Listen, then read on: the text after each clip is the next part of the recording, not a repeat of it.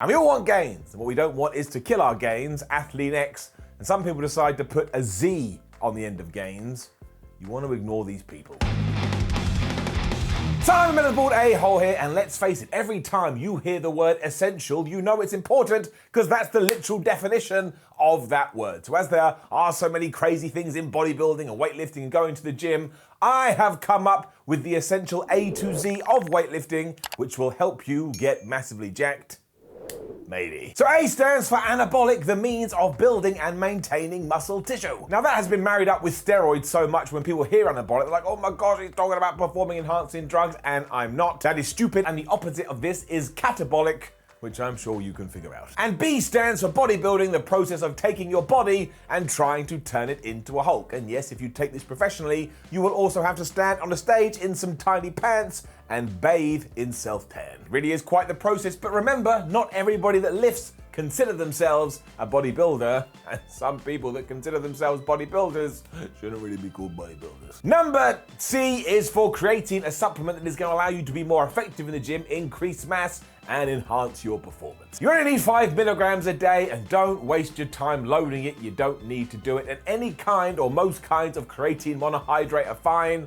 Don't overthink it. And D stands for delts. Work them a lot, especially the rear ones, because nobody ever bothers about deltoids, mostly because nobody actually knows what deltoids means. Just think of your shoulders, those Star Wars Death Star thingies coming off your arms. E is for exercise, the all-encompassing term about being active, whether it be cardio or weightlifting or boxing or MMA, whatever you choose to do, even if you just jump around the place, that counts as exercise. You should always choose what works best for you and don't get tied in with any fad.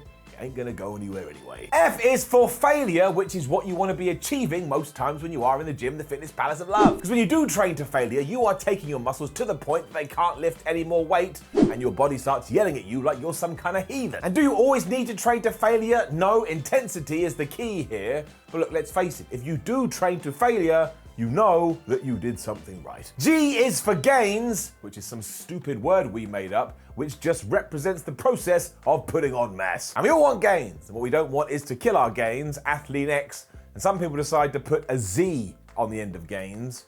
You want to ignore these people. H is for HIIT, a form of cardio where you have to give it your all for a certain amount of time before resting for another certain amount of time, before then ramping it back up to 100% for another set of time. Now the biggest problem with HIIT is that most people during their go phase don't push it enough. You're meant to take your body to the point it feels like you're going to die, which is why steady state cardio is a good alternative. And that's when you jump on a treadmill or you jump on a cross trainer and you then just do it at a steady state for like 45 minutes to an hour or whatever on the cross trainer or on the treadmill, or whatever the hell you want. I is for insulin, which helps muscles during intense workouts, prevents muscle breakdown, and also assists with performance. Unless you want to get super duper into the science behind lifting weights, you don't even have to worry about this. You don't need to know every single thing if it doesn't interest you. J is for jumping jacks, because I couldn't think of anything when it came to J. But jumping jacks are an alright cardio exercise, I suppose, but you should absolutely do them with something else to achieve any kind of calorie burn.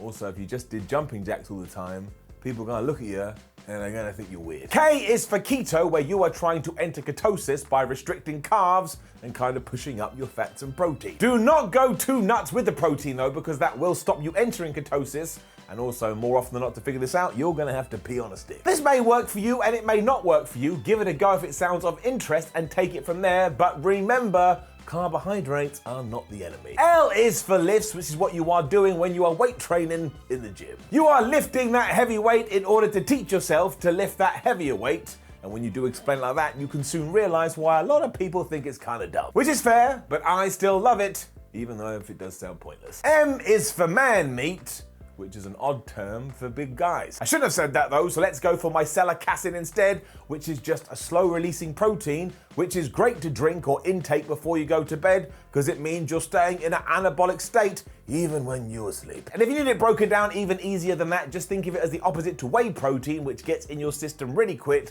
while casein is taking its time. N is for negative reps, because do not just worry about the up part of the lift. Make sure when you're doing the negative repetition, you are fighting against it as hard as you can. Because if you try and hold that for a couple of seconds, you're going to make the lift even harder, which your muscles are going to appreciate. And remember, if you don't do it, you're only cheating yourself and disappointing your mother, who apparently is in my hand. O is for 1 rep max, a fun thing to do sometimes, or a necessity if you're a power or strong lifter. As it sounds too, you load up a bar with as much weight as possible and then try and perform your 1 rep max, but with good form.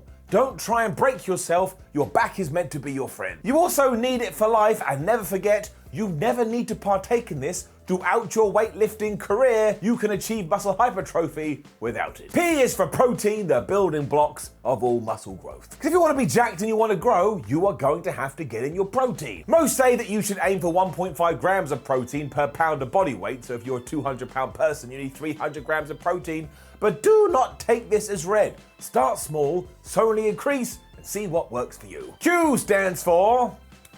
well, there is no Q. So we're just going to do pre-workout because everybody loves pre-workout and nobody's going to complain. A stim or non-stim formula supplement that you can take before going to the gym is going to give you extra focus, it's going to give you extra energy, and it's going to make you look twice as big as you actually are. Meaning when that pump wears off and you're at home looking in the mirror, you're just going to get depressed. Don't go crazy with this either. Tying into the protein, just find the smallest dose that works for you and stick to it.